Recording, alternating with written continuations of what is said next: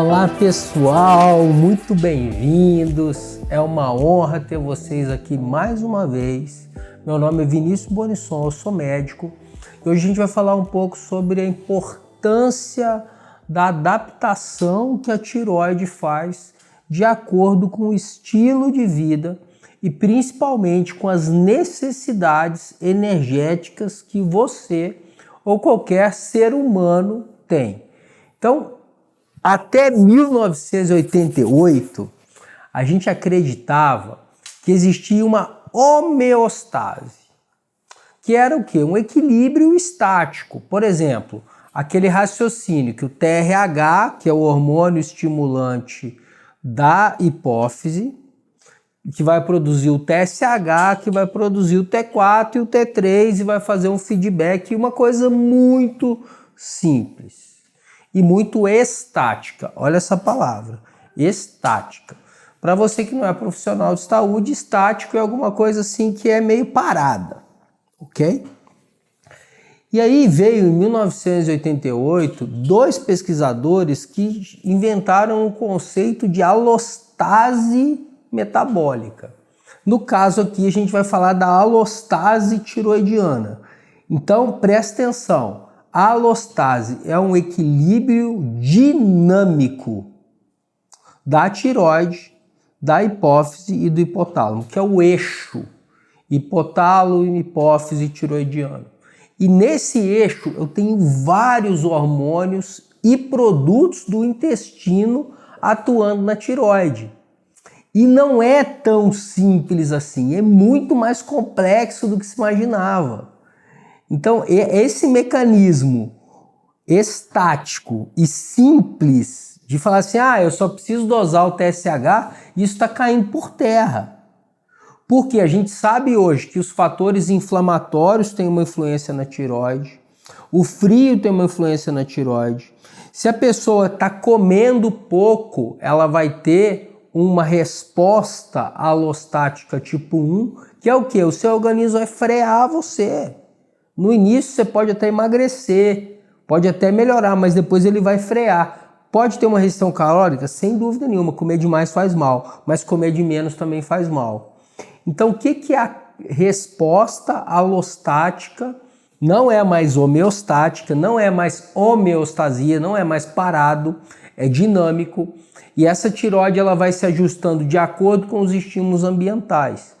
Então, por exemplo, se eu tenho falta de comida, um excesso de restrição de calorias, eu vou diminuir a minha produção de T4 e de T3. E se eu tenho um excesso de calorias, o meu corpo sabiamente vai produzir mais TSH e vai produzir mais T3. Só que o problema é quando essa alteração ela fica muito tempo consumindo, por exemplo, todo o selênio. Porque para eu utilizar o meu T4 e principalmente transformar o meu T4 em T3, eu preciso de deiodases, que elas fazem a retirada de iodo. Então essas deiodases transformam o T4 em T3, o T4 em T3 reverso, o T3 em T2. Então essas enzimas que são selênio dependentes, dependendo do estímulo que eu tiver, por exemplo, se eu tenho excesso de comida, e por que a gente come demais? Por conta do estresse psicológico. Forte cobrança por resultado, competição, tem alguém que não gosta de você, medo. Então eu vou lá, eu tenho fome de alma, e aí eu busco na comida alimentar essa alma. Então eu vou comer mais que o suficiente. O que a minha tireoide vai fazer? Vai aumentar a produção de T3. Então eu vou consumir mais selênio, porque eu vou transformar o T4, que é um hormônio inativo, em T3, na periferia. E tem dois tipos de deiodase. A tipo 1, que a função dela é transportar o T3 para o sangue, aumentar o T3 no sangue. E eu tenho a desiodase tipo 2, que predomina no cérebro, que eu vou aumentar o T3 intracelular, que é o que interessa, porque o hormônio que vai agir da tireoide vai agir no núcleo. Ele entra dentro da célula e age no núcleo. Então, se eu tenho um aumento da minha gordura corporal, a princípio eu aumento o T3. Mas aí eu começo a produzir citocinas inflamatórias. E E eu começo, pelo excesso de comida, eu começo a fermentar, eu começo a ter doenças intestinais, que são desconfortos, na verdade. Se a gente nem pode chamar isso de doença, é um estufamento, é uma azia. Às vezes faz uma endoscopia, acha uma gastrite, acha um H. pylori, mas não existe nada assim tão evidente. Faz colonoscopia normal, muitas vezes faz endoscopia, está normal. Só que esse paciente já apresenta um intestino hiperpermeável, com aumento de lipopolissacarídeos, que é capa de bactéria. O vídeo está meio complicado, mas vocês vão entender onde eu quero chegar. A partir do momento que o paciente começa a inflamar, a D2 do cérebro começa a ficar hiperativa, fazendo com que o TSH baixe e o T3 baixe. Aí você perdeu a capacidade alostática. Você já perdeu a homeostase, mas você está em equilíbrio pela alostase. Só que você perde a alostase. Nesse momento você está lascado. Porque aquele aumento da termogênese que estava defendendo você de engordar, ele é quebrado. E aí você engorda 10 quilos. Eu nunca vou dizer que a tireoide é culpada pela obesidade, mas é fundamental os profissionais olharem para esse indivíduo e interpretarem onde ele está. Então, se eu tenho um paciente obeso, com TSH um pouquinho aumentado, com T3 aumentado, que é o mais comum, é o que todo mundo vê, e muitos profissionais se confundem, porque falam assim, ué, mas o T3 está aumentado, e por que ele está engordando? Porque o organismo está tentando equilibrar. Agora, o obeso, que já está com a extremidade fria, que já faz um BTT, temperatura do túnel do cérebro, está fria, sente mão fria, sente perna fria, média temperatura axilar dá 35,6, abaixo de 36 de temperatura. Temperatura axilar não é boa, mas serve. Não é o ideal, mas serve. O ideal é a temperatura do túnel do cérebro. Então, o que aconteceu? Uma descompensação. Daí para chegar numa doença é um pulo. Então, é fundamental para o profissional de saúde identificar onde esse paciente se encontra. Principalmente o paciente que tem muitas queixas e que tem os exames normais. Por quê? Porque eu tenho uma ativação da D2 a nível hipotalâmico hipofisário, eu tenho uma degradação do TRH enzimática, fazendo com que eu tenha um exame de tireoide e TSH normal. E o paciente tem um monte de sintomas. E por que a endocrinologia clássica não fala sobre isso? Está falando sim.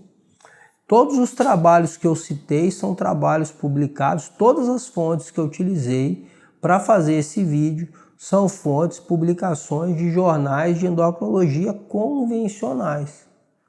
O fato é, estamos muito focados na doença, esquecemos muito da fisiologia e essa crença do TSH foi ensinada inclusive para mim na residência, está tudo certo, isso não é errado. Errado é a gente ficar fazendo a mesma coisa muito tempo, sendo que essa coisa pode não ser, e vários profissionais estão falando isso. Então a gente olha, então eu como endocrinologista clássico e também como médico que quero trabalhar com prevenção, porque prevenir é muito melhor que remediar, é igual você pegar seu carro. Meu carro está na revisão agora, está trocando pastilha de freio, filtro, óleo, tá trocando. Por que eu troco a pastilha? Para o freio não ficar, aquele aço não ficar batendo lá na roda, tá? No disco de freio e comer o disco de freio. Aí eu tenho um problemaço, vou ter que trocar o disco de freio que não era nem para trocar. Se eu não trocar o pneu do meu carro, não fizer um balanceamento, tá arriscado estourar o pneu e sair da estrada. Então prevenir não é melhor do que remediar? Então eu vou tratar quando o paciente estiver doente, por quê? Porque essa diminuição do selênio, essa inflamação crônica, atuando a nível não só da tireoide, mas de todos os órgãos, fígado sobrecarregado, sistema vascular sobrecarregado, porque essa adaptação tipo 2, ela precede a hipertensão, a obesidade e o diabetes. Então eu preciso ver isso antes que isso aconteça, antes que eu perca a minha alostase. Então eu não tenho perda da homeostase, eu tenho a homeostase, aquele paciente que está normal, super saudável, comendo bem. Eu tenho o próximo passo, que é a alostase, que existe um estresse, E a minha resposta a esse estresse é uma resposta inteligente que ajuda e faz diminuir muitos sintomas. E eu tenho uma fase que é o que? A perda da alostase. Então, e a outra fase, que é a fase final, que é o adoecimento. E eu não quero deixar chegar no adoecimento.